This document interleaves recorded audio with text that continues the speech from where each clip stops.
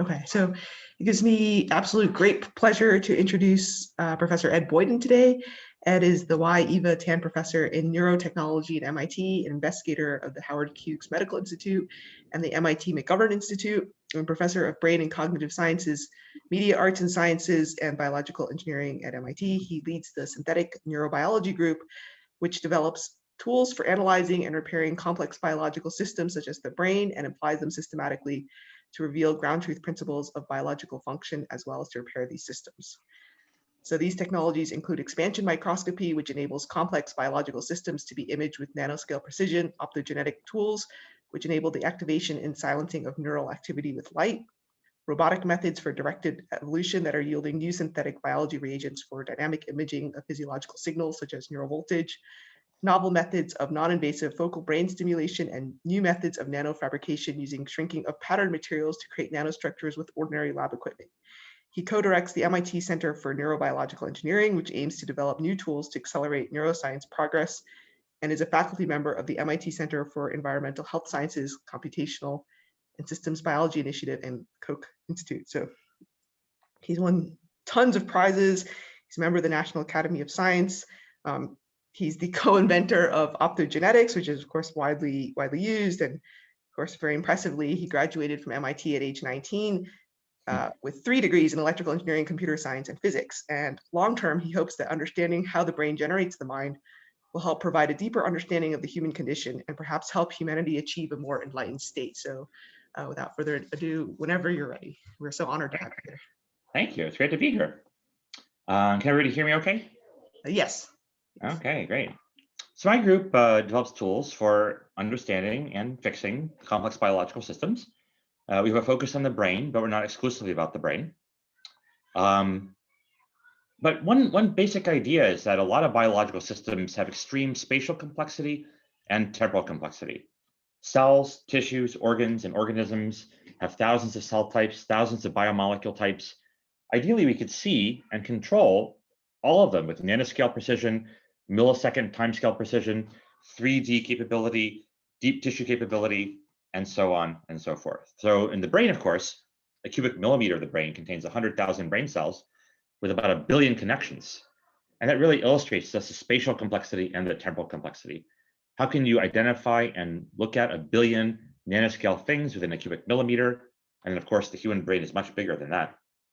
And then each of those cells also computes using high-speed biological signals, millisecond timescale chemical changes, millisecond timescale electrical changes.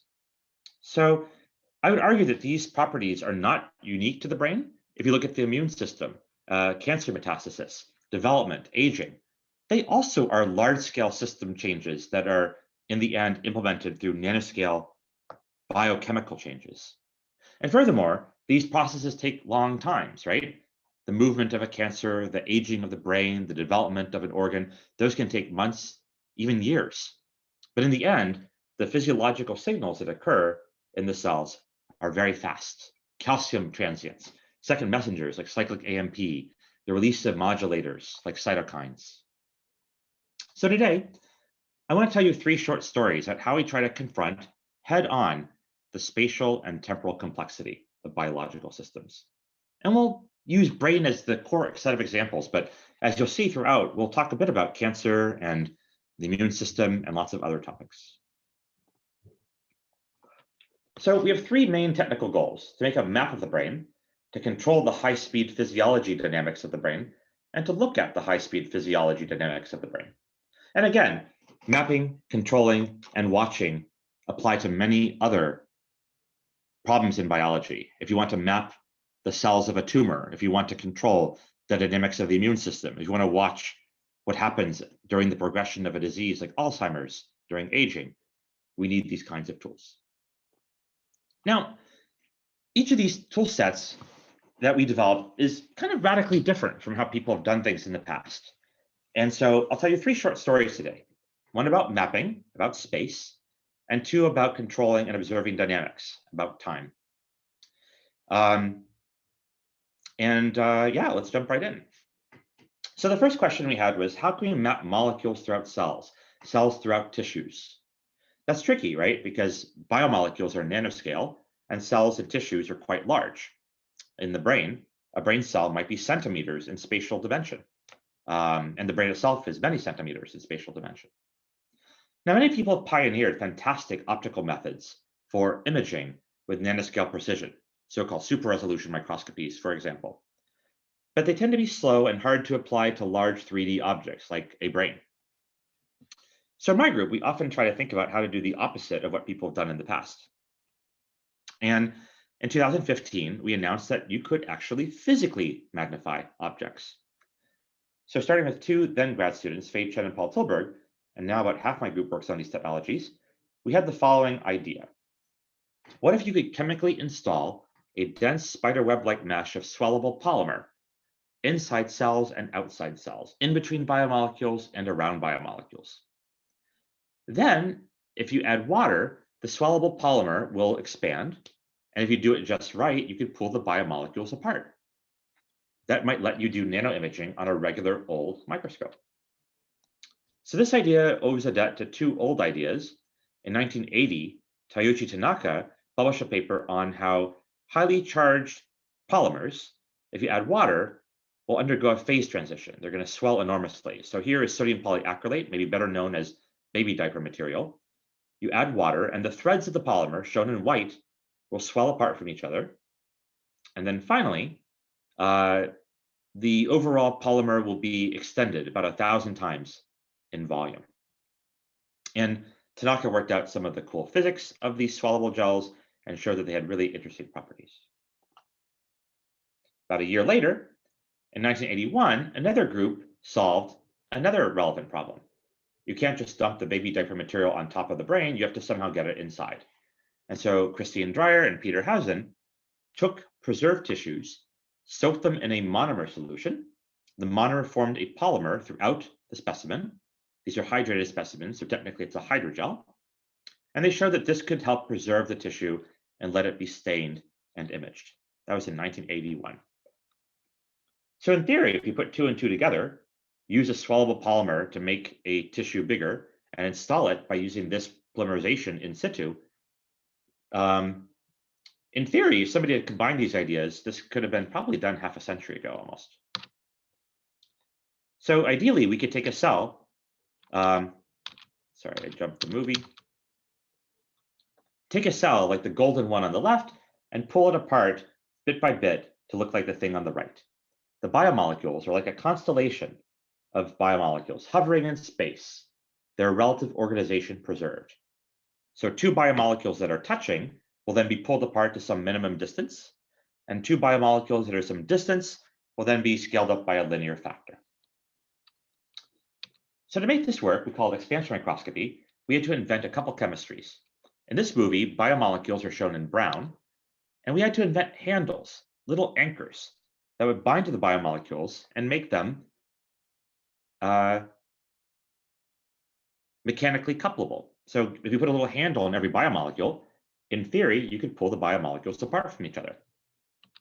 How to pull them apart? Well, we do a chemical synthesis of the polymer, just like Hausen and Dreyer did almost 40 years ago. The little white spheres are monomers, and they're self-assembling into a chain of polymers.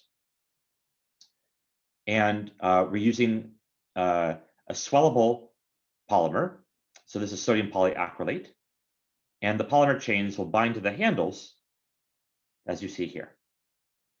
So now if we add water, the polymers will swell apart from each other. With the handles, the biomolecules will be dragged along. But there's one more step we had to invent. We had to find a way to soften the specimen. We use enzymes, heat, detergent to soften the specimen. And then when we add water, the baby diaper polymer absorbs the water. But this time, because of the handles, the biomolecules will come along for the ride. Okay, so we call this expansion microscopy. Panel B is a piece of the mouse brain before we expand it. Panel C is the same piece of mouse brain about a day and a half later. We've blown it up by about 100 times in volume, 4.5 times in each direction. In the upper left is the polymer, just a sketch at the beginning. Spacing is very small between the polymer threads, around the size of a biomolecule. And then after we add the water, it's swollen, as you see in the lower left. is it perfect, or does it introduce distortion? Well, the good news is it introduces a little bit of distortion, very little, just a few percent over a typical microscope field of view. We would do pre-expansion imaging using a classical super resolution method, and then post-expansion imaging using a regular old confocal microscope. These are cultured hex cells with fluorescent antibodies against tubulin. So these are the microtubules. And we do a pre versus post comparison, and the errors are very small. As I mentioned earlier, the spacing between polymer threads is just a few nanometers, the size of a biomolecule. Do we actually realize that in terms of resolution? So we can take what we see and compare it to the ground truth, which is known from decades of electron microscopy and other high performance methods. And here we know what microtubules should look like. Here we are taking pictures of some microtubules. We can take our picture and deconvolve by the known ground truth. And lo and behold, we find that indeed we are preserving the information. In other words, the resolution is the resolution of the lens divided by the expansion factor. So a 300 nanometer resolution lens divided by 4.5, you get about a 70 nanometer resolution. So there's all sorts of things you can look at. We published a paper last year with Eric Betzig's group, triply co-first authored by Ray Gao, Showa Sato, and Gokul Padiula. We used fluorescent antibodies in mitochondria, lysosomes, myelin. We expanded, and then we used a light sheet microscope to image the specimen. Why a light sheet microscope? Well, if you expand something 100 times in water, it's basically diluting the initial substance 100 times in water, and so it's clear. So you can shine light from the side, take a picture from the top, and go at blazingly fast speeds. Here, we went 700 times faster than classical super resolution methods. But you don't have to use a light sheet microscope. You can use a confocal microscope. Here's some work where we use fluorescent proteins to make different cells, different colors. And then with antibodies, we can stain those fluorescent proteins to make them even brighter. So this green neuron got one fluorescent protein. This blue neuron got a different one. This aqua cell got one copy of each. If you zoom in on a confocal microscope, again, you hit the resolution limit because neurons have very fine connections. But if you expand first and then image, you can cleanly resolve individual neural wiring. So just look at this green banana where my mouse is pointing. Very blurry before we expand, but after we expand, we can see 1, 2, 3, 4 wires or axons. Everything I've shown you so far is with proteins, but you can also anchor, expand, and label other things. For example, you can look at nucleic acids.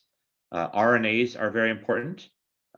We here are anchoring proteins and RNAs within a piece of brain, polymerizing and expanding it, and then labeling individual RNAs with fluorescent probes. And so in purple are individual RNAs, and in green is a fluorescent protein filling the cell. This is work doubly spearheaded by Oswasi and Fei Chen. This just shows the example of the piece of brain in the upper left before we expand it, and then the lower left, it's expanded 100 times in volume, and I hope you can see it's completely clear. That was the rationale for the light sheet method that I mentioned earlier. How big can we expand? Well, when J.B. Chang was in the group, we would take a piece of brain, polymerize and expand it, form a second polymer in the space opened up by the first expansion, and expand it again. So we call this iterative expansion. If you expand twice, 4.5 times 4.5 is 20. That means a 300 nanometer resolution lens would now be able to see things that are 300 divided by 20, or around 15 nanometers. This original version required biologists to do some chemical synthesis. So we now have a bioarchive preprint of a way to do it with all off-the-shelf chemicals. Co-first authors Deblina Sarkar, Jin-Yun Kang, and Oswasi, and Margaret Schroeder helped a lot as well. What you do is you take a piece of brain, polymerize and expand, and then form a second polymer and just expand it again, and the first polymer gets stretched out. In the old method, we did something much more complicated. Now this has a second benefit. If you expand proteins away from each other, you might be able to label them with fluorescent antibodies better. In the cartoon in the upper right, you can see that if we apply some antibodies, they can only get to proteins on the outside of cluster. Expand the proteins first and then add the antibodies, and now we can label proteins inside the cluster, not just on the boundary.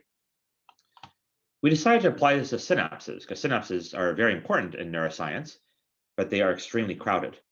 And so here you can see us doing some labeling with antibodies against synaptic proteins like PSC95, Homer1, and Bassoon. And you can see beautiful synaptic geometries. But here you can see how post-expansion staining helps. In yellow is pre-expansion staining, and magenta is post-expansion staining for each of these targets. These are calcium channels in panels B, RIM12, a pre-synaptic protein in panel C, PSC95, a post-synaptic protein in panel D, and so forth. Anyway, look where my mouse is pointing. This is the pre-expansion staining. You can't see a whole lot. But if you expand and then relabel with fluorescent antibodies, the very same kind, you can see much more dense labeling. And many of these go from being invisible to visible. No calcium channels, lots of calcium channels. Very little RIM1 alpha, RIM2, lots of RIM. Very little PSC95, lots of PSC95. So this is exciting. It means you can make invisible proteins into visible ones. This is a collaboration with Tom Blanpied's group. Sorry, I don't know why PowerPoint jumps like that. Here's an example we did with Li Wei Sai's group. We were staining amyloid plaques, which are thought to be important in Alzheimer's disease. In yellow is pre-expansion staining. You see classical plaque geometries. But after we expand, we see very fine features that were invisible pre-expansion staining. You see all these little purple dots, magenta dots. And pre-expansion, you don't see those. You just see the plaques. But post-expansion, you can see these very fine dots. Now, as you might guess, these plaques are very, very densely packed. By expanding them, we decrowd them, and that lets us see them clearer. So to summarize, we've discovered we can physically magnify objects, not living objects, only preserved ones at this point.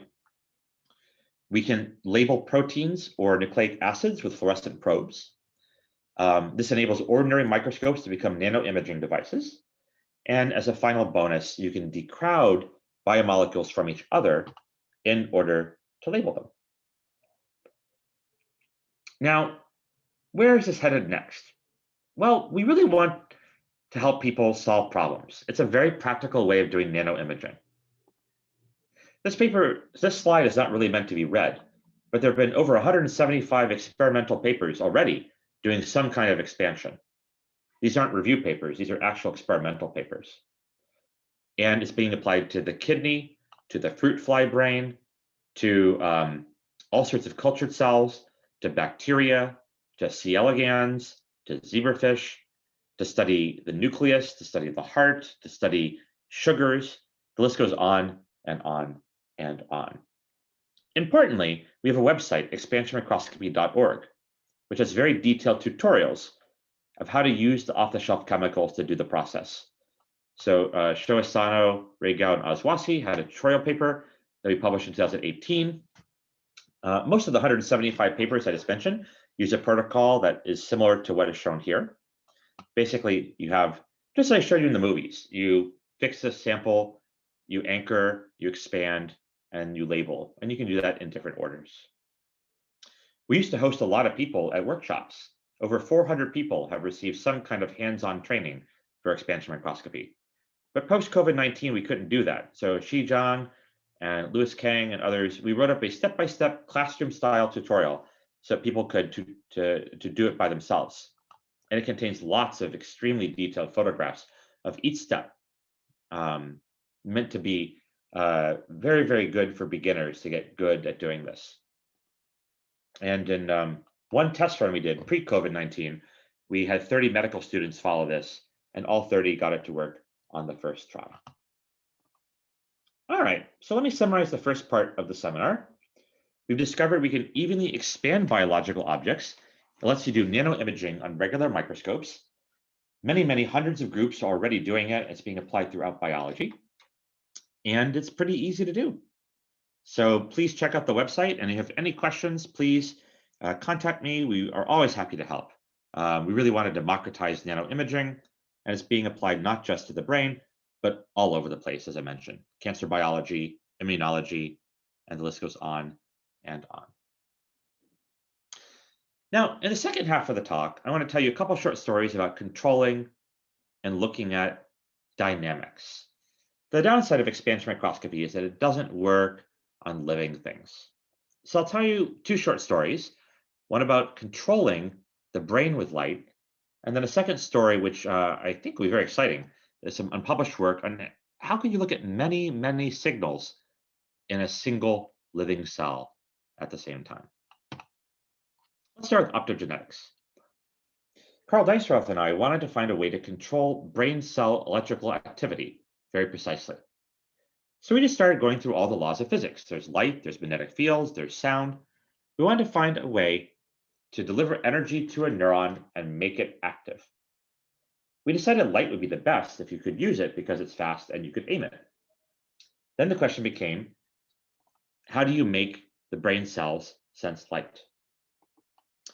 I started reading a series of papers about a very interesting class of molecule called microbial opsins.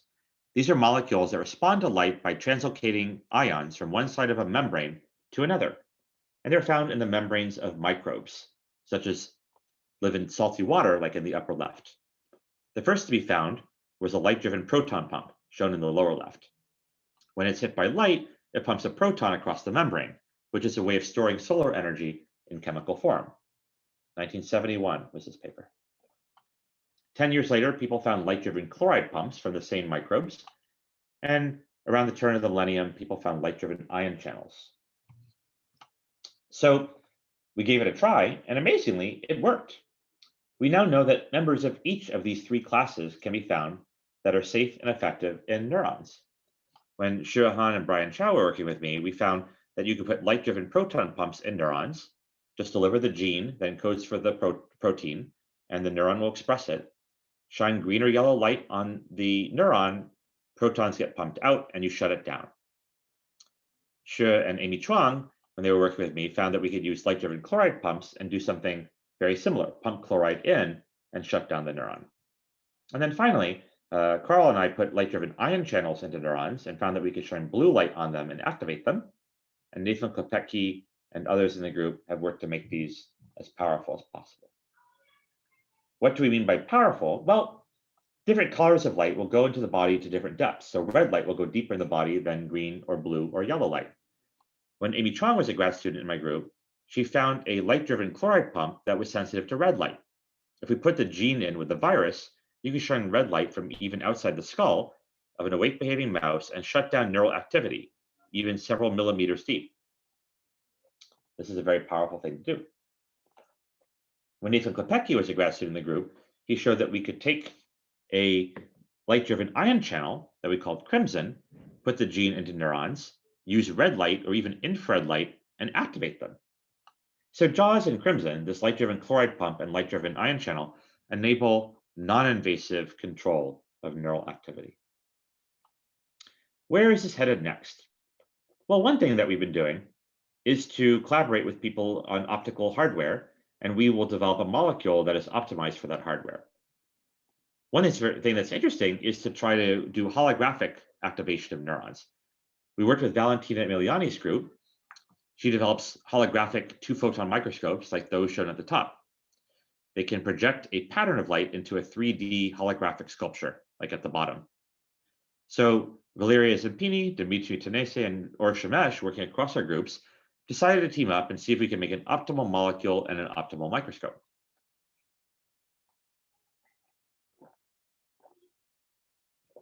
One problem is to get the molecules to be on only part of the cell. Suppose you put one of these microbial opsins all over a neuron. Well, you might aim light at one cell, like the dotted circle, but activate all three starred neurons. Why is that? It's because parts of two of the starred neurons pass by the cell body of the third. But what if you could put these opsins just on the cell bodies? Then there's no stray opsins on these nearby cells to get activated. Aim light at one cell, and you'll just activate that cell. And that worked. What we found was that we can make a very powerful molecule just on the cell body. This is the SOCOCHR that you see here. And then when Valentina's group holographically activated those cells, we did not get crosstalk. The upper right-hand corner shows the statistics. We could selectively activate some cells and not others. So that's what I wanted to tell you about optogenetics. These molecules are in use by many thousands of research groups to activate neurons or shut them down. By activating neurons, you can figure out what behaviors or pathological states they trigger. By shutting down neurons, you can figure out what behaviors or pathological states that they're needed for. But one of the take-home messages here is we were very lucky. We didn't have to have all this success. Maybe we put the molecule in and be toxic, or maybe it would be too slow or too weak. But evolution had created these molecules, and we were so lucky that they just matched what neurons needed.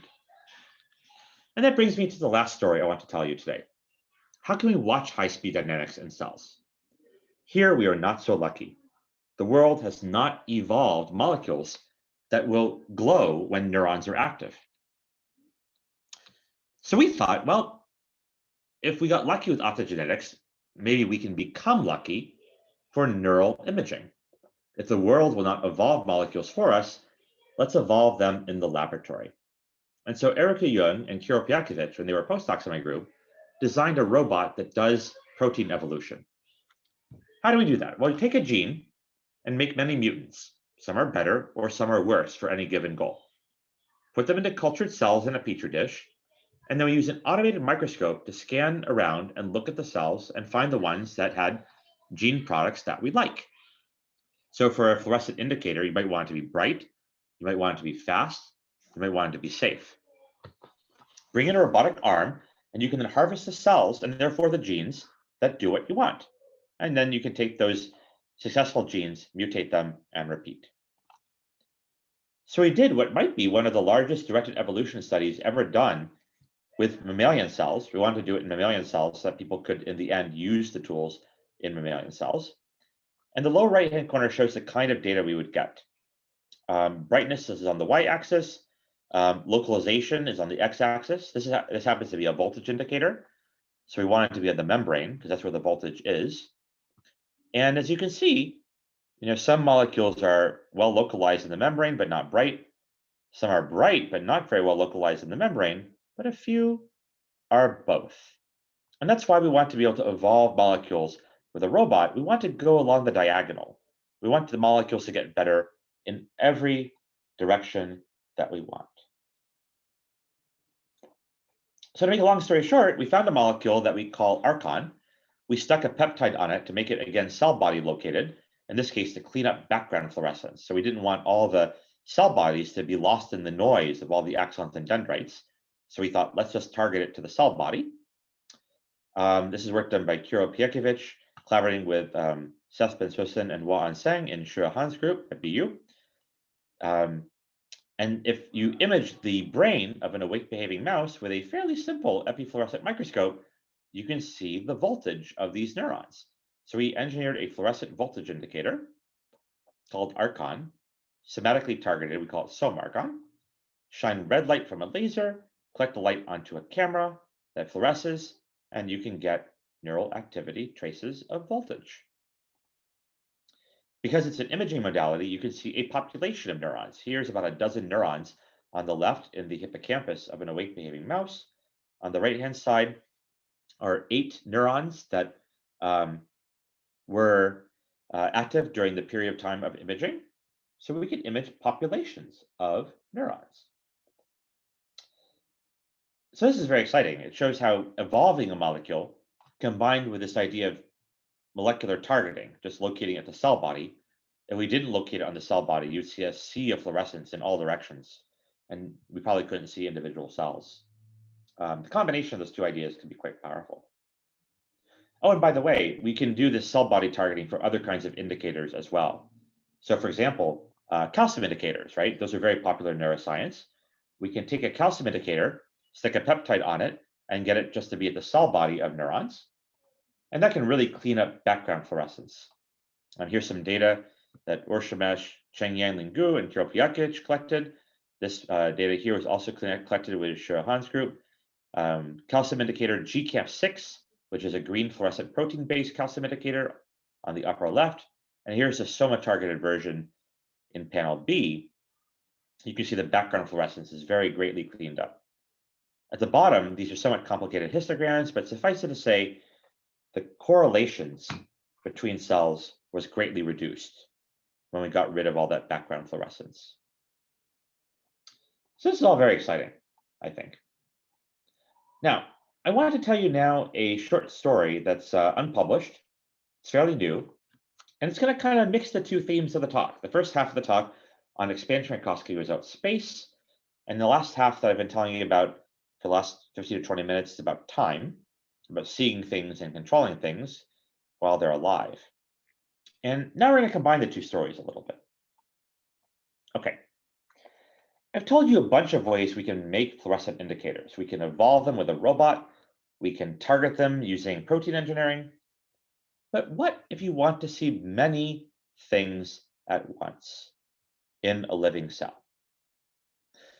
Suppose you want to see calcium and cyclic AMP and protein kinase A, and there's 30,000 genes in the genome. There's a lot of stuff that you would like to see at once. Why do you have to see it at once? Well, you want to see the relationships, right? And in order to see the relationships between signals, you have to look at them at the same time. Now, the classical way of doing this is to do multicolor imaging. If your calcium indicator is green, as shown on this slide, and your cyclic AMP indicator is red, and you have pretty soon you run out of colors is one problem. Most people can only image one thing at a time. Some people can image two colors, green and red. A few people can image three colors at once in a living cell, but that's tricky because there's only so many fluorescent indicators that work at the same time. And almost nobody images four or more things at once in a living cell. So Shannon Johnson and Cheng-Yan Gu in my group, we worked on a project to try to figure out if you could image as many things as you want within a living cell. How do you do that? Well, what if you could put different fluorescent reporters at different points in a cell? So the schematic at the top shows the idea. Suppose you have two different indicators, cleverly labeled 1 and 2. And what if you could target them to different points in the cell? When you image them, then you will see signals coming from different points in space. Now, because they're at different points, you can tell them apart, even if they're all the same color, like green. So each dot here can yield a different trace of physiology. Now, what happens to analyze the data? Well, you want to know which signals came from which points, right? Well, after you're done with the experiment, you could preserve it and then do serial staining, like with antibodies, and identify each one of those points in turn. So there are many protocols for taking a fixed cell and applying an antibody, taking a picture, wash it out, apply a second antibody, take a picture, wash it out, and then you could reconstruct the identity of each sensor. How do we make it work? Well, suppose you have two different fluorescent reporters. We fuse them to self-assembling peptides so that each one will form a little cluster. You can see here a schematic. Here's what the constructs look like. They then self-assemble into a cluster. Maybe the reporter 1 is at this point, the reporter 2 is at that point. And so each cluster will be a separate reporter. There's also an epitope that we can antibody label, so we can identify it post hoc. Here's an example. We can take the calcium indicator GCAM6, fuse it to a pair of self-assembling peptides, and they form safely and effectively clusters throughout a cultured neuron, before and after. We did lots of experiments to test the safety, because most people, when they hear about clustering, get worried. We looked at cell death, DNA damage, microglial inflammation, synapse number. We looked at dynamics, as shown at the bottom, dynamic range, signal to noise, kinetics. In no case were things altered.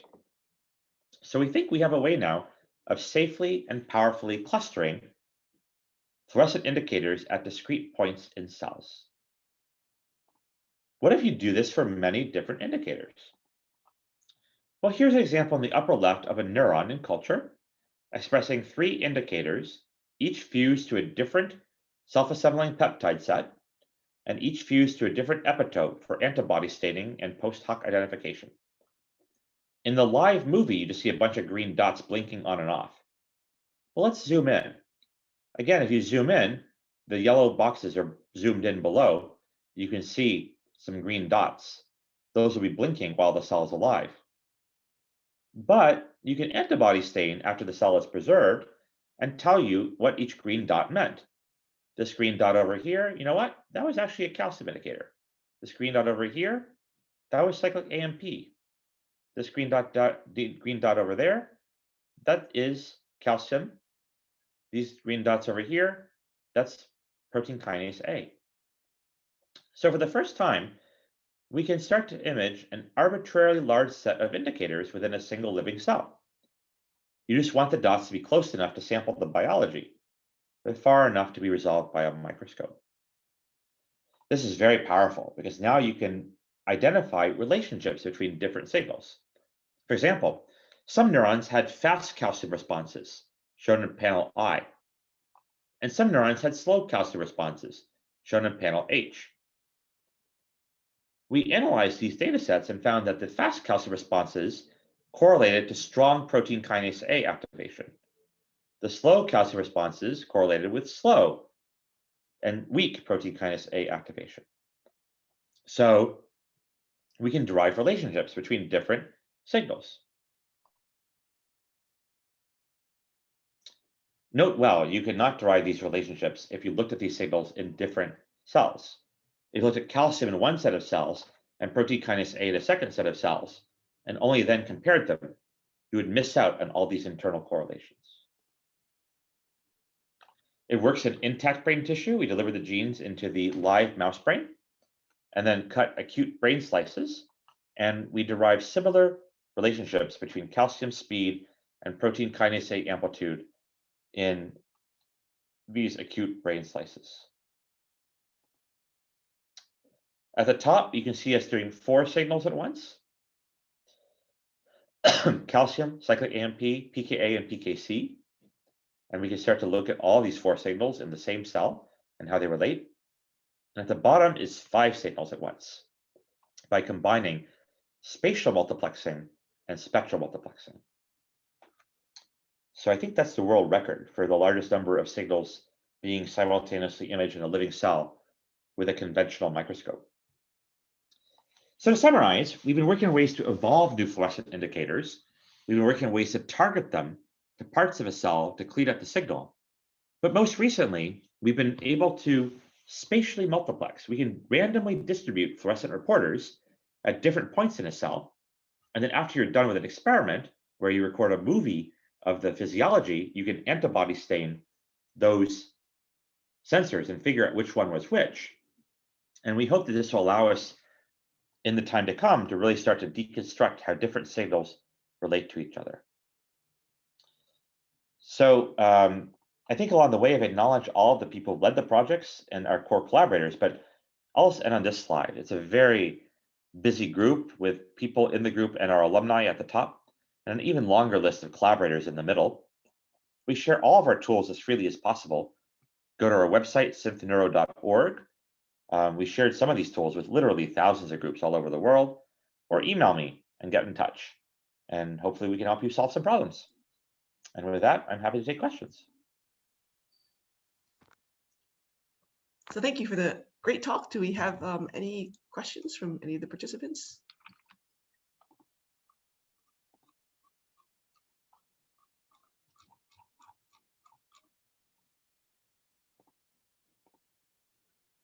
Or Ewan, do you have a question? Or? Yeah, so I have one question about the expansion microscopy. I'm Ewan McLeod. I'm an assistant professor in optical sciences here.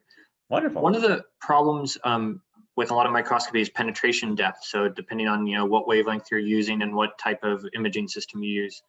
So I'm curious, when you expand it, let's say you expand it 4.5 times, does the penetration depth increase 4.5, or does it increase more than 4.5 or less than 4.5? So how much advantage do you get in terms of penetration depth, considering things like scattering and this sort of problem?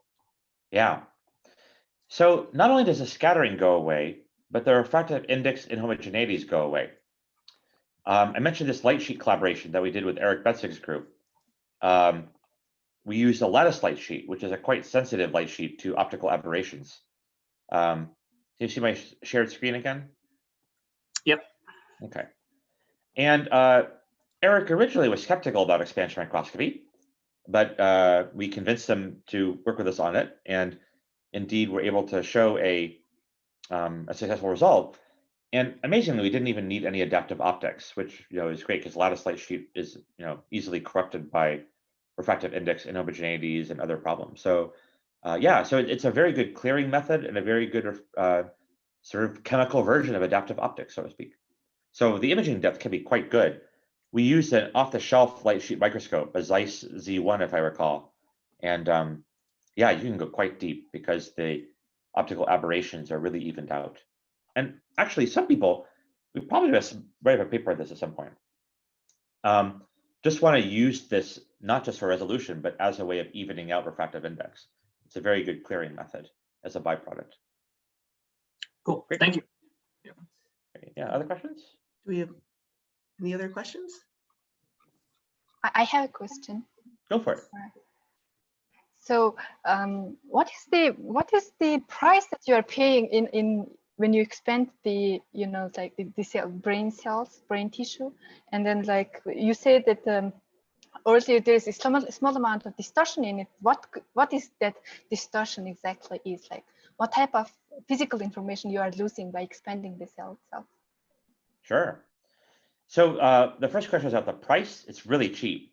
The chemicals are very inexpensive. I don't know the off the top of my head, but I think we once did a whole class of 30 people, and the chemical costs were maybe a few dollars each or something. So it's very, very cheap. The distortions are small. They're about 1 to 2% over a typical microscope field of view, but not zero, to be upfront. And so that's important to acknowledge. But the vast majority of biological questions, you're not trying to measure the exact distance between 2 points. Most of the time, people are trying to look at the relative organization of molecules and cells. And so if you look at like that slide I showed with 175 papers, what a lot of people are looking at is colocalization and relative organization in a compartment of a cell. And so it's very good for that kind of thing, looking at relative organization of molecules and cells. I see. So another question is that what is the limitation, upper limit of the expansion itself? Like how much you can expand, and like how you decide where to stop? Yeah. Well, I mentioned that iteration, right, where we can take something, polymerize and expand it, form a second polymer in the first expansion space and expand it again. So you can do this over and over again. We've done triple expansions, which can expand up to 1 million times in volume, 100 times in each direction.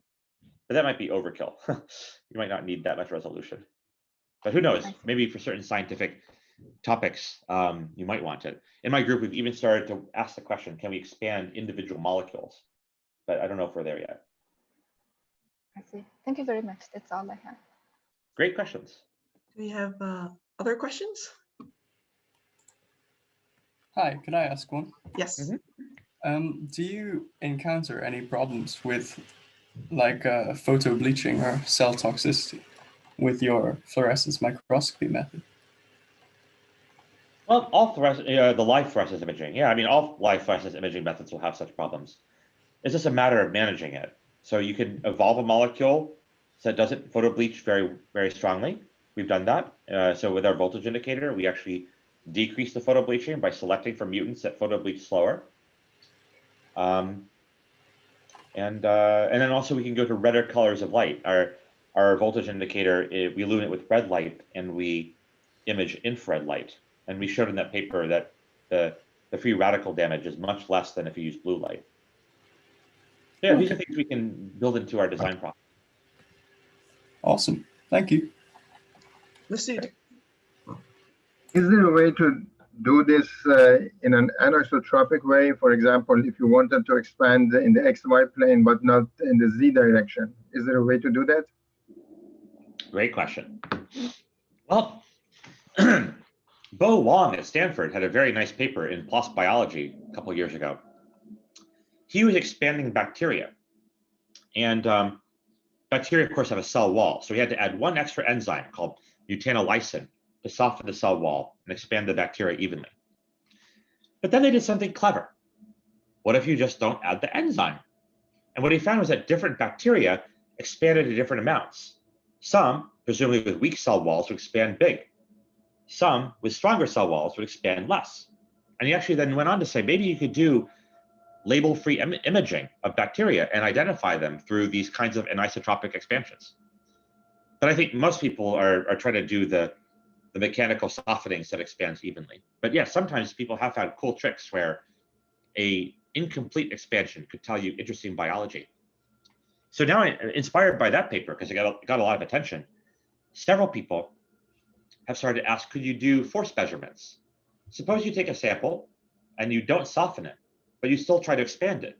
Could you measure the force between two molecules deep in a tissue? I mean, I happen to work on the blood-brain barrier, and a big question is, how does that work? But to measure it inside a brain, you can't put an AFM in there, right? So we've gotten interested in this as well. But yeah, to give credit where credit's due, their group was the first to use an incomplete expansion as a scientific tool. Great question. There was an article in, I think it was Scientific American a few years back about making tissues transparent. Is that similar to what you're doing, or was it a different thing? Well, there are lots of groups that are using polymer embedding of specimens, and then for some purpose. I mentioned that paper from 1981 where they formed a hydrogel to facilitate antibody staining because the hydrogel would stabilize it. So many groups have used hydrogels for different purpose. Yeah, their project, which they did in parallel to ours, use it to optimize transparency. So in their case, they use an uncharged hydrogel, so they don't get this massive swelling. But then they, once they form the polymer, they then use detergents to wash out the lipids, and that gives a partial clearing. I see. Okay. Thank you. Great question. Thanks. Philip, do you have a question? Yes, I have one. You mentioned the blood-brain barrier and that you're interested in investigating, which kind of puts me in a hopeful mood that we can get optogenetics in a non-invasive way into human brains in the future. Do you have anything to share about that? It would be great for translation, obviously, of these techniques. Great question. I don't know. I may be in the minority, but I don't think non-invasive optogenetics in humans is a good idea because it means anybody with a laser pointer could activate your brain. I think that if you're going to put a virus into the brain, that's the hard part. You might as well put the light source in the brain too. But I don't know. This is more of I built tools for scientists. If people want to use them for the clinic, that's a whole nother ballgame. I'm not a doctor. I don't have an MD.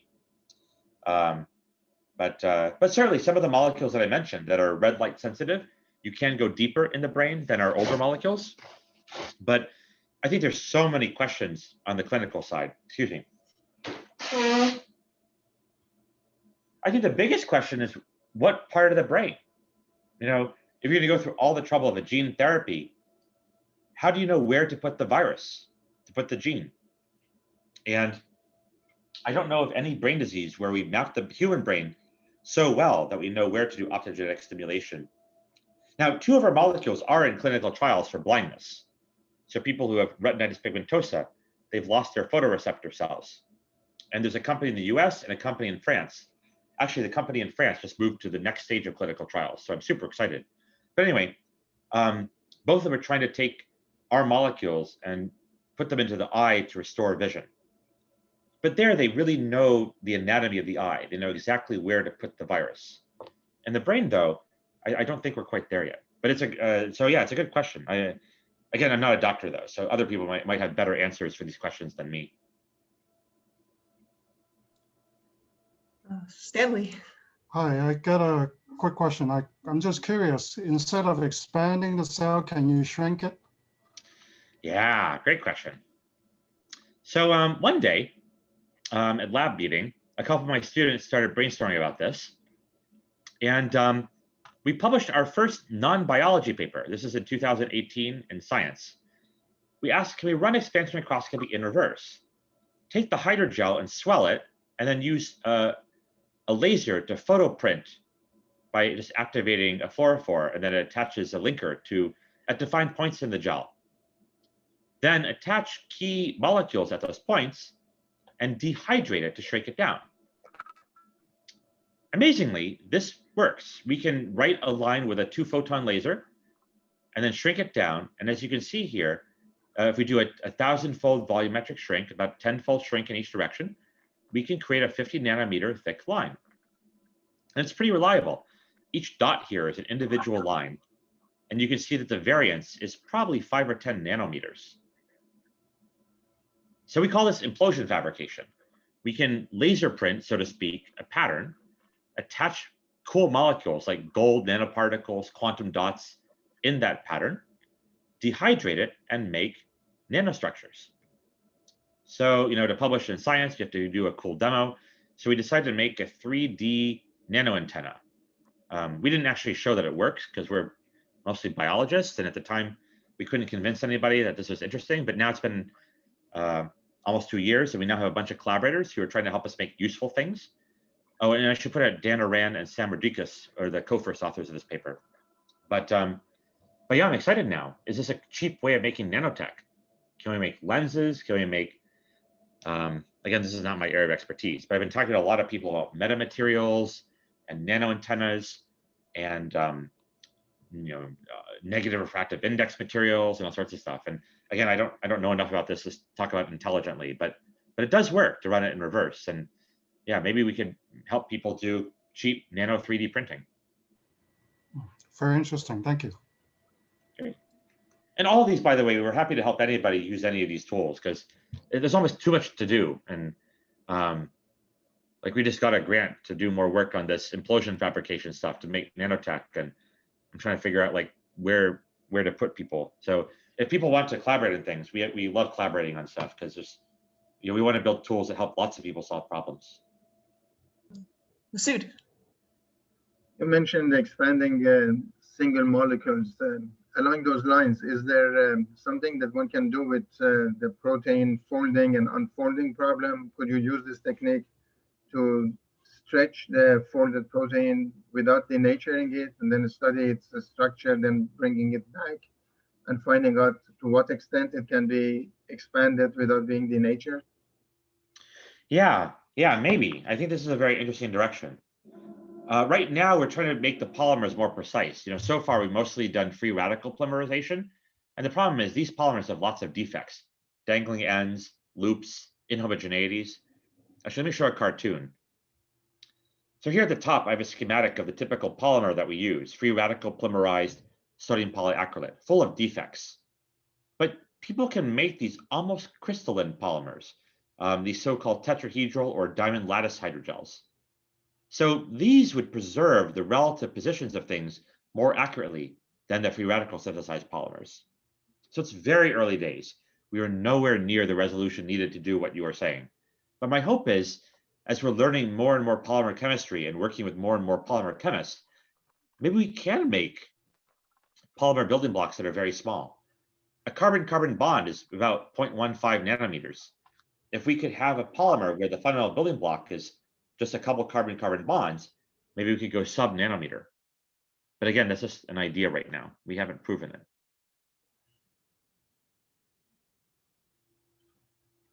Great, these are all really wonderful questions. I'm glad I had slides prepared for at least some of the questions. Do we have any other questions? Anyone? Okay. So if not, we can switch to the meet and greet portion of the talk. That's mainly for students to introduce themselves, ask you a question that's maybe not necessarily technically related to your talk. Great. Yeah, stay in touch, everybody. I mean, we build tools. We want to help people solve problems, and we always want feedback. That's kind of how we learn about problems to work on, and yeah, it's great to connect with you all on the optical side as well, because so many of our molecular strategies connect with different optical ideas, and like the science paper we did with Eric Betzig, where they had a cool microscope and we had a cool polymer, and I'm really excited about these collisions between different fields. So thank you so much for the invitation to speak. No, it's definitely our pleasure. So do we have any students who want to be brave enough to take this unique opportunity? Okay, I see Matthew. I see your No, hand. I was just applauding this great talk. Oh, okay, okay. Do we have any students that want to introduce themselves, take this unique opportunity? If not, I can start out with traditional icebreaker questions that I ask. Sure. So the first icebreaker is, what is the next big thing that you would like to see someone else work on? Oh, well, lots of people are working on gene therapy, getting CRISPR into cells, getting, corrective genes into cells, but almost everybody only delivers one gene to a cell. Put in CRISPR to correct this gene, put in another gene to correct a disease. I've started wondering, especially if we could suppose we can use our evolution robot and make like 100 indicators. And then we use that spatial multiplexing strategy. So we can have 100 indicators at 100 different points in the cell. I can't find anybody who's working on a way to deliver 100 genes to a cell. I would have thought this would have been important because we know from genetics that many diseases involve many genes, right? The number of diseases that are linked to just one gene is very small. Most of us, if we get a lethal disease of some kind, it's going to be many genes that are involved. But I've called a lot of people, along with Shannon, the grad student who co-led the spatial multiplexing project, and I can't find anybody who's trying to deliver 100 different genes to a cell. So it seems like there's an opportunity here that would have great clinical value. It would have great basic science value, and we would personally be able to use it to put in like 100 indicators in a cell. I mean, wouldn't that be cool to see 100 different signals in a single living cell? But it seems to be a little bit of a blind spot in the gene therapy field. And maybe I'm just not interpreting it correctly, but it seems like this is a big opportunity, both for health and for science. And then, so do we have any other students? If not, the next question I like to ask is, what is the best piece of advice you have for graduate students? Well, it's a tricky question because the advice that I give different people is often very different. For some people, they might need to collaborate more. For some people, they might need to focus more. For some people, they might need to read and think long term. And for some people, they should just try something out and get something done. So I guess maybe if this is meta advice, I often suggest people to get lots of different kinds of advice and then try to evaluate it based upon, logical thinking or intuition. Or as sometimes in the group, we facetiously say, when you get advice, consider doing the opposite. Which of course is funny if you try to apply it to that piece of advice, because if you do the opposite of the opposite, anyway. Yeah. So, but I got an email, and I printed it out because it's always nice to hear that you've influenced a student for the better. And this is from a student at the University of Michigan, and she was going to start a company, and many people were discouraging her from starting the company. And then she says, I met you without mentioning this. You said your greatest life lesson was that when somebody gives you advice, you consider doing the opposite. I left at lunch thinking the answer was yes, I had to start the company. Now we are helping save lives and contributing to road safety. I've been co-founder and chief scientific officer of this company ever since. And that was very inspiring. I was like, wow, somebody actually listened to it, and now they're saving lives by actually helping pedestrians not get hit by cars, which is important. And yeah, so maybe it is useful advice. I don't know.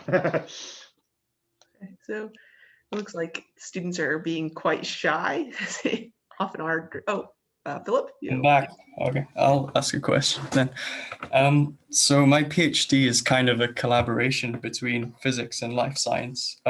So I'm coming from the physics side. Right. So I understand you did a physics undergrad as well? I did. Do you have any advice on how to learn biology, coming from a physical perspective? Here's what you have to do. I learned this the hard way. You want to copy the approach of physics and not the outcome of physics. When I started, like many physicists who entered biology, I said, all right, I'm going to be like a physicist. We want a simple theory, Newton's laws, quantum mechanics, you can write it down in a few lines, right? It's pretty cool. Yeah. And my first year of grad school, I didn't get a lot done. And then I went to a summer school where every 2 weeks you had to make a new discovery. It was an 8-week class, 4 2-week cycles. Every second Saturday morning, you would present in front of 20 famous scientists and a lot of fellow students, and it was nerve-wracking. And I learned that pretending the problem is simple doesn't make it simple. And that's when I realized, you know what, I can't copy the outcomes of physics. Physics, the outcomes are very simple, right? You can write down the laws of physics in a few lines. And if you know basic calculus, you can understand many of them. But we need to copy the process of physics. The process of physics starts by looking at data, and then you try to find the simplest representations and so forth. But you don't just jump to the simple theory. I mean, occasionally that works, like Einstein did, but that's rare, right? If you look at Newton's laws, before Newton came Kepler, before Kepler came centuries of looking at astronomical things, right? Newton didn't just come up with this out of thin air. There were Kepler's laws, which were like not quite the simplest description of physics, but they were accurate, right? Equal areas over equal times and other things that Kepler observed. And then Newton took that and said, all right, here's a simpler way of describing it that generalizes. And so the thing about the history of science is you don't get to pick when you're born. Is it the astronomy era, or is it the Kepler era, or the Newton era? Well, we can't pick.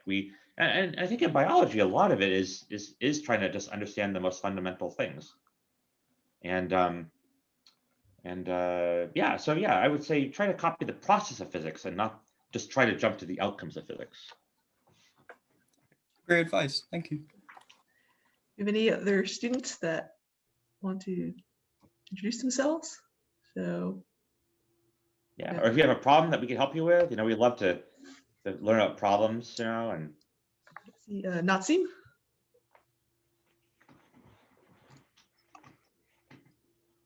Natsim, we can't hear you.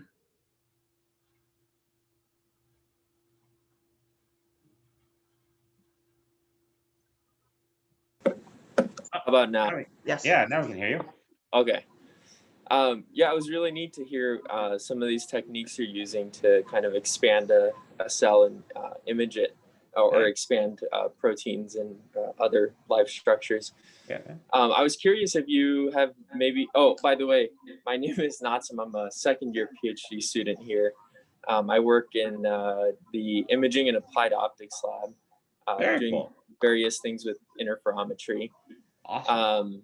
Yeah, and so I was curious, maybe have you seen if your imaging techniques also hold up under like quantitative phase imaging or other phase imaging techniques for cells to kind of draw out a bit more contrast in what you're trying to image? Well, the problem with the expansion process is that you dilute everything. And so the phase, if you do like phase imaging or you look at like membrane, cytosol, or aqueous lipid phase differences, those are going to be diluted, unfortunately. So, but one paper did it. There was a paper from the Center for Disease Control, of all places, where they were trying to figure out how viruses spread from cell to cell. And they expanded cells and characterized these tunneling nanotubes that connect cells and showed that the flu virus could travel in those nanotubes. And they expanded the cells and did phase microscopy. I was impressed that it worked. It actually won the Shepard Award, which is the Center for Disease Control's top award for science that year. So I'm not a virus expert, but yeah, I was very impressed that the phase imaging worked. But yes, it is reduced because you are diluting things. I see. So I guess, yeah, let me just try and make sure I get that right, is that you're saying that the index between different surrounding mediums all becomes very homogeneous almost. Exactly. So it's good if you want to clear the tissue and do light sheet imaging. It's bad if you want to do phase imaging. I see. But it's great for fluorescence microscopy. Autofluorescence goes down. Yeah. Signal stays high. You can also have more room to amplify the signal because you've separated everything. So several papers have come out where they add in like an antibody and then amplify the fluorescence with some chemical trick. Yeah. Thanks very much. Great question. Yeah. Masood. Is there anything that one can use your technique to expand the blood vessels? For example, people who get heart attack, it's because the blood vessels get clogged and things get stuck in them. Could you use some of these methods to unclog the vessels or expand them? Oh, great question. So strangely enough, people in the drug delivery field have been using these polymers for a long time already. In fact, after we published the paper, I got emails from Ali Kadaboseni and Ukan Demirci and a lot of these people who do like polymer-based drug delivery or polymer-based tissue engineering. And yeah, you can take a polymer and then put it in the bloodstream. If it absorbs water and swells, now all the drugs come out. Or you could do so there's a lot of people in those fields doing that kind of thing. I don't know much about it, but it does sound like that some people are at least exploring that. It's not my area of expertise though. But yeah, Ali Kadaboseni at UCLA, Utkan Demirci at Stanford, both of them have been used for many years, even before we started this project, have been using polymers for cool tissue engineering, drug delivery, and other applications. It's kind of like a stent using polymers. Sorry? It's similar to putting a stent in the blood vessel to expand it, but this way you do it with polymers instead of, I don't know, metallic or plastic. That's right. Yeah. Matt. Hi, I'm Matt. I'm a neuroscience student hiding here. Hey, Harry. I'm not sure if I was invited, but can I ask you a philosophical and a technical question? Great. So yes, you do a lot of your work in taking from old literature, taking from interdisciplinary stuff, and it sounds really, really cool. But if I ever imagine myself trying to do that same kind of synthesis, I imagine it would be like drinking from a fire hose, trying to dig through all of that to find the unique stuff that you ended up building on to create some. How do you approach those kind of that challenge in creating that kind of science? Well, it's a lot of work. I mean, very often years pass between the idea and the experiment. Carl and I started thinking of optogenetics in the year 2000 when we were both students. We did the first experiment 4 years later in 2004. Similarly, for the expansion, brainstorming with a postdoc, we had the idea to expand the brain in 2006, but we didn't think it was a good idea back then. 6 years later, in 2012, we were sitting around the lab trying to do nanoimaging, and it was taking forever. And that's when we realized, hey, this might be a good idea. So I think the trick is just to keep a long list of ideas. I probably have about 1,000 ideas on a file on my computer here. 99.9% of them are probably bad, but if one of them's good, hey, you only need to be lucky once or twice in a lifetime to revolutionize a field, right? CRISPR just won a Nobel Prize. That's changing everything. The way science works is, the goal, I see it as to be lucky a couple times in a career and to bring forth something that works really well. But you can optimize your luck, right? If you have a list of ideas and you're always kind of looking for problems, or a list of problems and you're always looking for ideas, when you see the match, it's like, aha, that's what to do. I'll start the list now. Thanks. Go for it, yeah. Do we have anyone else who wants to introduce themselves? If not, we really appreciate your time. I know it's not the most convenient time over in Boston, and really appreciate your talk. It was great, and thank you so much. Yeah, stay in touch, everybody. Yeah, if you can use any of our tools, that's great. Or if you want to brainstorm about a new direction that we could work on together. We collaborate with lots of groups, as I mentioned along the way. And yeah, I'm a big believer in luck, but I believe you have to engineer your luck too. You don't want to just wait around to be lucky, but colliding fields, different perspectives. That's where always the big innovations in bioengineering come from. Sounds fantastic. So yes, thank you so much. Thank you very much. Well, good afternoon. Thank you. Great. Thank you. Talk to you soon, hopefully. Bye-bye.